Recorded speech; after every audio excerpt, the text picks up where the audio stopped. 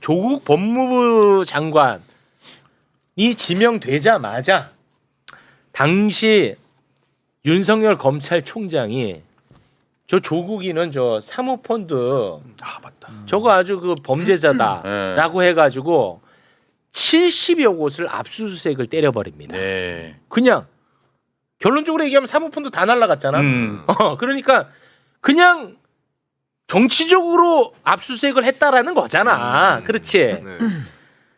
그러다가 최성해 동양대 총장이 검찰에 출석을 해서 정경심 교수가 동양대 표창장을 위조했다라는 식의 진술을 해버리고 네. 이게 대대적으로 보도가 됩니다. 네. 전혀 상관없는 일 아니에요? 사모펀드랑은 전혀 관계없지. 그렇죠. 그래서 이때부터 입시 비리로 프레임이 네. 확 전환이 됩니다. 그리고 조국 후보자의 인사청문회가 있는 당일 밤 전격적으로 정경심 교수를 표창장 위조 혐의로 기소를 해버립니다. 한 번도 소환하지 않고. 네. 근데 지금까지 나온 거에 결정적 역할을 한 사람이 누굽니까? 바로 최성해죠. 최성해. 그 진술을 했으니까. 거기서부터 이제 완전히 바뀌어 버리는 겁니다. 네. 근데 여러분에게 한번 소개를 해드린 적이 있는데 최성해는 당시 교비 횡령 의혹으로 검찰에 고발된 상태였어요. 네. 검찰이 무섭지.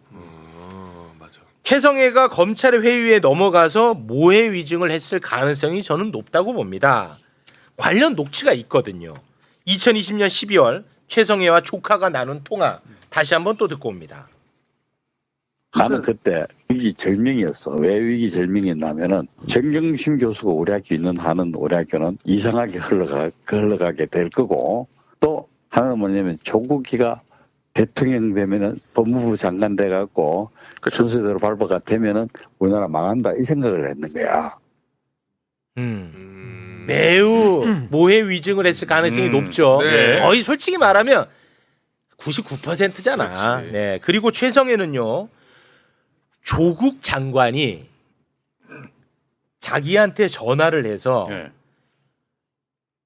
최성해 총장님 표창장 발부 최성해 당신이 내 부인 정경심에게 그 표창장 발부하는 거 위임했다고 말 좀 해줘.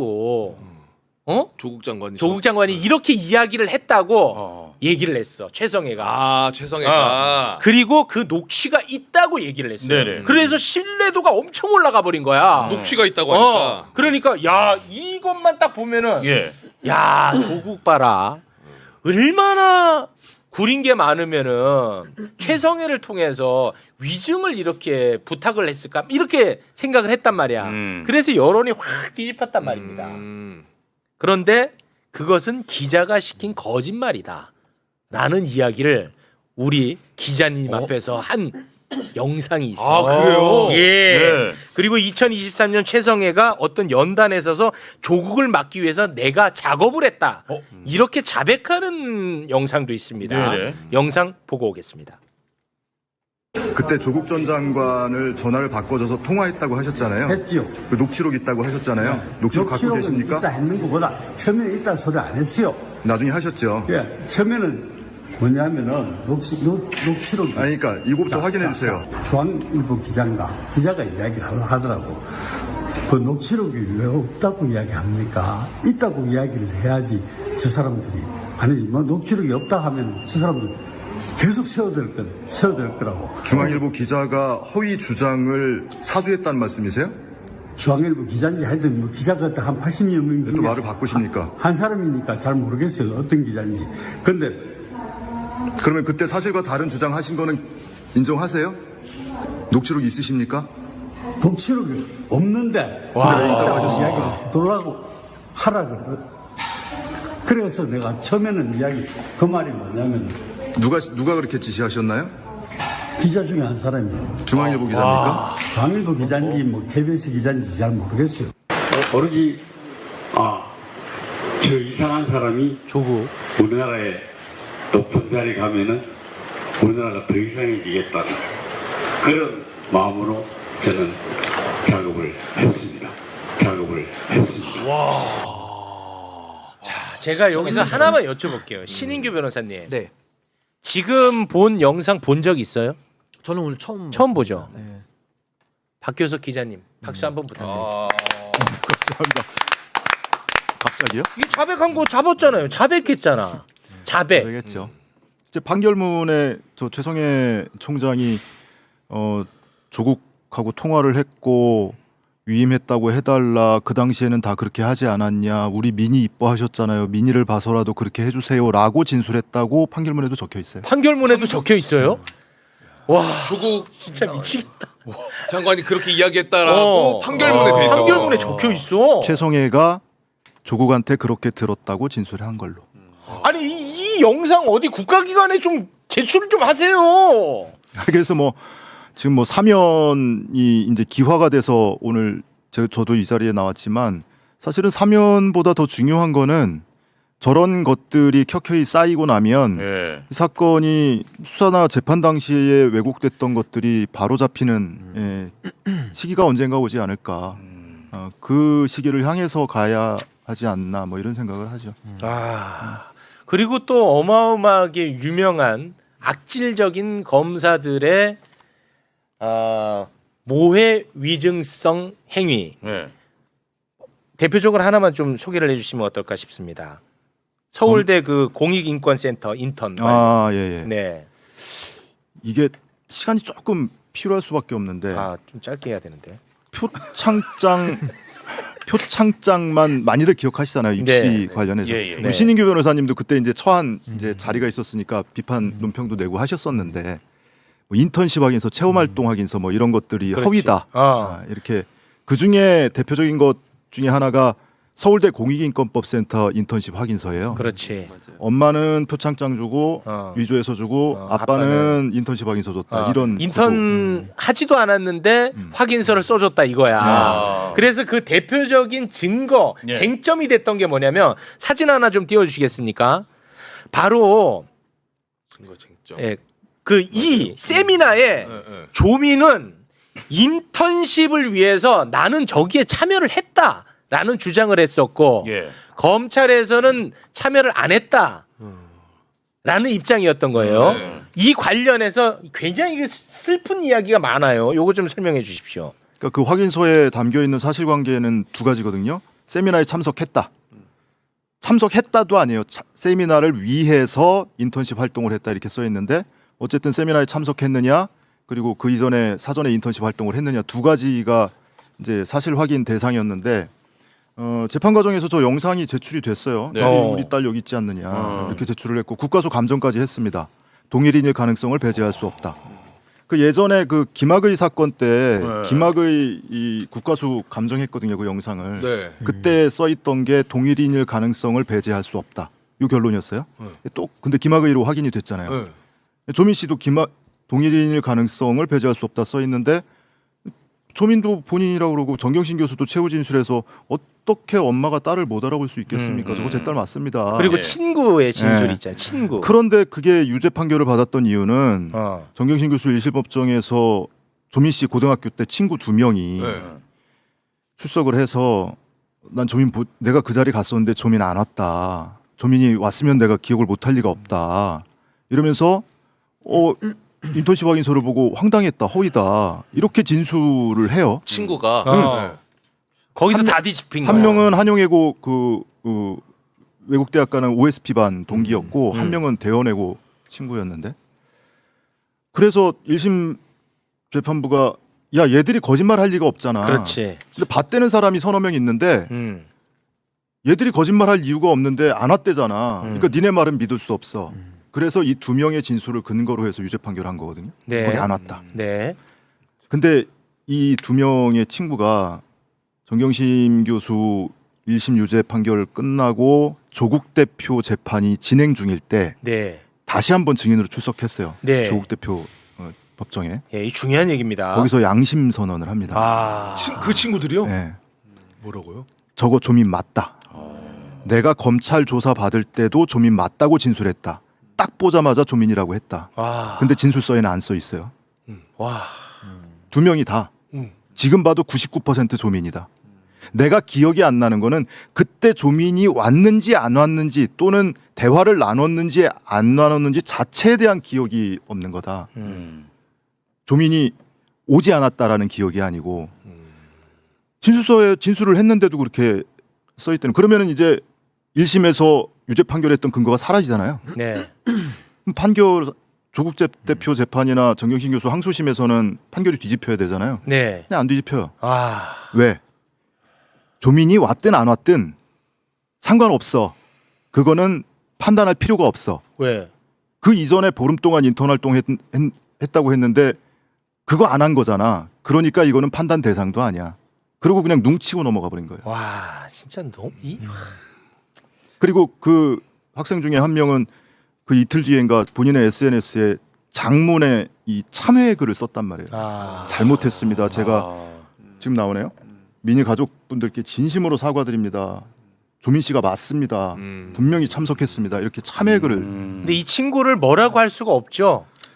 안타까운 그 일이었고 저 학생 가족이 엄마 아빠가 검찰에 11번 불려가서 조사를 받았고요. 와.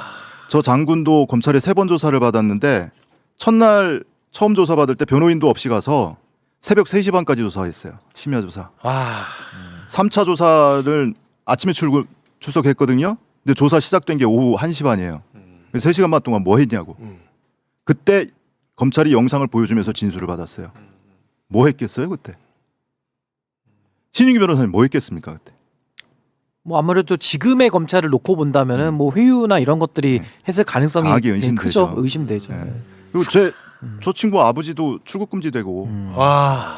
강하게 수사를 하니까. 말이 네. 되냐? 아니 출국 금지를 그러니까 그 아버지가 장영표 교수, 단국대 장영표 교수인데 그때 왜 기억 떠올려 보시면 스펙 품앗이 막 이런 표현 언론에 등장하고 그랬잖아요. 네. 예, 그 사이다 이거예요. 그러니까 네. 서로 이렇게 뭐 스펙을 미뤄줬다 이런 대상이어서. 그러니까 너네 집안도 한번 좀 들어갈래? 이거야. 그러면은 봐봐. 예를 들어서 우리 집안이야. 너야. 근데 조민 아니다 한마디면은 다 해결될 것 같아 분위기로. 그럼 아니라고 할 수 있잖아 솔직히. 우리 집안이 다 망가지고 있는데. 아니 그러니까 그 학생이 젊은 학생 얼마나 무서웠겠어요. 무섭지. 당연히 새벽 3시까지 첫날 불러가지고 그래. 변호인도 없이 자기 법정- 가족들 다 털리고. 그렇지. 뭐 출국 금지 당하고 이런 상황이 되면 이 아이는 그렇게 결정할 수밖에 없다고 저는 보여요. 검찰이 얼마나 악랄하냐고. 한 가족을 이렇게까지 풍비박산 만들 수 있다는 협박을 통해서 진술을 바꾸게 만들었다. 이게 어디서도 못 들을 수 없는 얘기 한 가지만 말씀을 드리면 저 아버지 장영표 교수가 법정에 증인으로 나왔단 말이에요. 그리고 이제 증인 신문을 다 끝냈어요. 네. 그럼 재판장이 이제 퇴정하세요 할 거 아니에요. 네.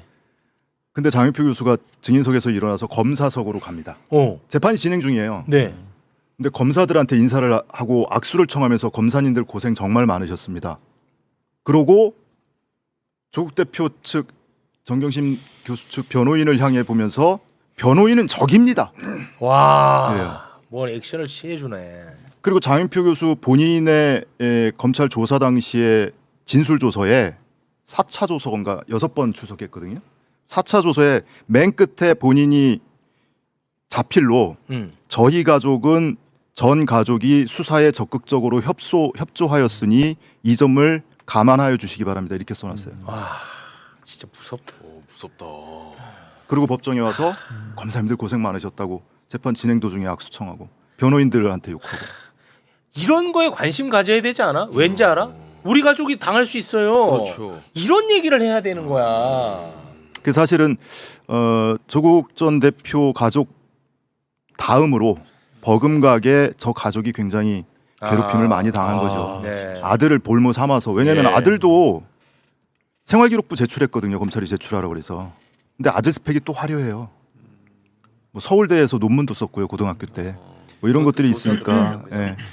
그러니까 볼모 잡아놓고 그런 진술 받아낸 거죠. 그러니까 다시 한번 말씀드리겠습니다. 조국이 훌륭하다는 얘기가 아닙니다. 국가 권력이 어떻게 악용되는지 예. 얼마나 위험한지를 얘기하자는 거예요. 근데 아직도 그 체육이 족바 막 이러고 아유 진짜. 여러분 진짜 이거 관심 안 가지면 여러분이 당할 수 있습니다. 아까 무섭다, 최우 진짜. 씨가 얘기했잖아. 조국이라 이런 걸 빼고 거기에 누가 있든 타국을 넣으라고 했잖아. 그러니까 타국. 그 사람이 이런 일을 당하고 그게 본인 일이라면 과연 그 어떻겠냐는 거야. 그렇습니다. 이건 정말 견딜 수 없는 일이에요. 무섭다. 그렇습니다. 있을 수 없는 일이지. 그러니까 저는 이번 사건의 본질 자체가 그러니까 검찰권의 행사의 남용이잖아요. 그러니까 잘못되게 표적을 해가지고 그렇죠. 한 사람을 갖다가 소위 말해 조지는 식의 예, 이런 그 얘기를 수사 하자는 거야. 방식인데 전 여기에 대해서는 정말 이제 우리 사회에 대한 그 환기도 상당히 좀 많이 돼 있는 이런 상황에서 네. 검찰에 대한 검찰청 해체 그 책임과 이번에 조국 대표에 대한 사면으로 아마 그걸 이재명 대통령께서도 마무리를 하려고 했던 것 같고 네. 저는 그 동일한 행태에 대한 문제 제기는 지속돼야 된다고 생각합니다. 그게 이제 가장 대표적인 게 윤석열 정권하에서 벌어진 사실 송영길 전 대표에 대한 네. 수사거든요. 네. 그러니까 그런 방식을 검찰이 계속 써왔다라는 것을 또 알려야 되고 또 우리 정대택 선생님도 그렇습니다. 그걸 20년을 당하신 네. 거잖아요. 그러니까 예. 이런 부분들에 대한 좀 공통 고리를 네. 좀 앞으로 계속 더 이야기를 해야 되지 않을까 네, 싶습니다. 고맙습니다.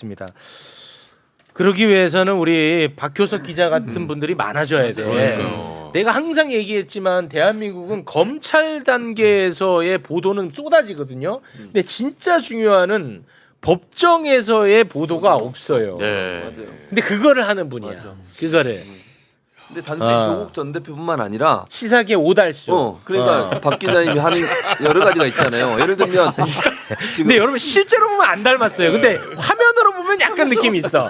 죄송합니다. 그 부분은. 아니 그러니까 네. 예를 들면 지금도 이화영 전 부지사 사건이든 김용 전 부장 사건이든 직접 계속 법정에 들어가서 진실을 파헤치고 있어요. 네. 그러니까 언론이 보도하지 않는 숨겨져 있는 사실들 그런 부분들을 이런 이제 저널리스트들이 잘 해주니까. 진짜 훌륭한 기자야. 근데 문제는 이거를 메이저 언론들이 받아 안 쓰지 받아. 않아. 진짜 나쁜 사람들이죠. 안 그 받아. 사람들. 아까 그 세미나 관련해 가지고 조국 대표가 언론에 대해서 너무 속상하다고 글을 올린 게 있는데 요거 하나 보면서 좀 마무리 짓겠습니다. 그 조국 대표가 그 올린 거 있죠? 그 페북에다가. 네, 그거 한번 좀 볼까요? 아 없어요? 네. 없어요. 없으면 됐어. 네. 아 근데 하나 아까 있는데. 그 동양대 최성애 네, 최성애 총장. 요거 직접 총장. 가셔가지고 그 진술 딱 영상으로 찍으신 게 네. 넌 너무 충격적인데 진짜 진짜. 충격이야. 근데 사람들은 아무도 그냥 몰라. 최성애가 얘기한 걸로만 알고 있을 거 아니에요 대부분. 그렇습니다. 아니 판결문에도 그렇게 나왔다는데 그러니까. 뭐 다른 도리가 없지. 근데 이게요 비견한 얘가 그때 심우정 딸 관련된 사안들이 있었잖아요. 거기에 대해서는 언론이 쓰지도 않았어요. 그러니까 보도도 안 되는 상황에서 당시 이제 조국 전 장관 사건에서는 뭐 언론이 뭐 엄청나게 그때 당시에 썼던 것도 좀 기억이 나고 네. 그러니까 그런 또 차이점도 있기 때문에 이건 아마 검찰과 또 언론과의 그런 관계성 이런 부분도 한번 더 반성을 같이 해야 되지 않을까 그런 언론이 생각이 진짜 듭니다. 무섭네. 언론이 제일 언론이. 문제라니까 언론. 그 대비가 되잖아요. 그러니까 최성애 말로는 없다고 했는데 아이 왜 그걸 없다고 하냐 있다고 해야 지금. 아니, 그러니까 네. 그 말도 믿을 수가 없어요. 아, 뭐 그 말도? 그것도 예. 최성애 총장 스타일이 뭔가 하나의 단서를 가지고 여기에다가 이거저거 살을 막 붙여요. 그래서 하나의 사실에 여러 가지 허구를 섞어서 그것이 진실인 양 얘기하는 스타일이라서 네. 어디서 어디까지 거짓이고 사실인지는 참 판단하기가 근데 녹취 없는 거는 뭐 그거는 사실이고 그건 거짓말한 것도 사실인 거죠. 그 아니, 부분은. 뒤에 가서는 또 그래요. 한 5, 6초 녹음이 됐더래요. 아이씨. 아이 뭐야. 근데 아이 뭐 장난치. 약간 뭐 하는 거야? 뭐야 이 사람. 근데 그걸 기자가 지웠대요. 에이. 약간 이 아저씨. 많이 안 돼. 약간 명태균 계열. 약간 계열이 비슷해. 아이 할아버지 뭐야 도대체. 아니 근데 문제는 언론이 그 최성애 총장 얘기를 또 다 써줬으니까 이제 그게 문제라는 예. 거예요 사실 본질 자체. 그 많은 분들이 기억하시는 장면 있잖아요. 최성애 총장이 9월 3일 검찰 조사 받고 새벽에 나오면서 어두컴컴한 검찰 현관에서 교육자의 양심을 택했습니다. 이러면서 발급해 준 적 없다고 했던 그 장면 굉장히 신뢰감 가는 표정과 영상으로 그 얘기를 해서 거기에 많은 사람들이 아마 속아 넘어가지 않았을까. 네. 하는 생각이 아 그 조국 대표 페북이 준비됐다고 하는데. 네. 야 이거 보면은 진짜 이게 진짜 기가 막힙니다. 그 아까 얘기했잖아요. 조국 그 딸 친구. 그 조민을 본 기억은 없다. 하지만 조민은 맞다. 인 건데 네. 조민은 맞다 얘기는 싹 빼. 그리고 서울대 세미나에서 본 기억 없다만 딱 쓰는 거야. 뒤에 얘기는 쏙 빼고. 그러니까 본 기억 없다라는 게 안 왔다라는 의미가 아니고요. 어. 왔는지 안 왔는지 그러니까 내가 그거 자체가 기억이 안 나요. 그렇지. 근데 사진하고 영상 보니까 그럼 조민 조민 맞네. 맞다 했거든. 근데 뒤에 거는 빼. 앞에 것만 딱 쓰는 거야. 언론이. 다 좋다 이거예요. 그럼 검찰 조사할 때 그렇게 진술을 했었는데 왜 조서에 안 써 있냐고요. 조서에 안 써 있는 거는 이제 검찰 문제고 이거는 언론도. 언론 문제고. 다 복합적으로 했어요. 그러니까 언론이 양쪽을 다 보도해야 되잖아요, 사실을. 근데 선택과 배제를 통해서 지들이 원하는 방향으로 사건을 이끌고 가기 위해서 안 좋은 것만 선택해 쓰고 좋은 건 빼버리는 거예요. 이런 방식이 언론의 아주 잘못된 보도 행태 중에 하나죠, 사실은. 네. 아무튼 뭐 시간 관계상 이제 마무리하시는 것 마무리해야 같은데 됩니다. 그 인권법 센터 인턴십 확인서에 두 가지 사실관계 있다고 그랬잖아요. 세미나 참석했느냐, 이전에 보름 동안 인턴십 활동했느냐. 네. 근데 인턴십 활동 안 했다라고 계속 판단을 한 건데 그것도 보름이 아니고 1년 전부터 한 활동 기록이 다 나왔어요. 아 그것도 와 씨. 그래도 유죄. 그래도 유죄. 야, 이거는- 야 10개월 동안 했다고? 야 확인서에는 보름 동안 했다고 써 있잖아. 요 보름 동안 한 거 아니잖아. 뭔 소리야? 그러니까 허위. 했는데. 뭔 소리 하는 거야? 뭐 초분이 없네 진짜. 듣고 싶으시면 말씀해드리고요.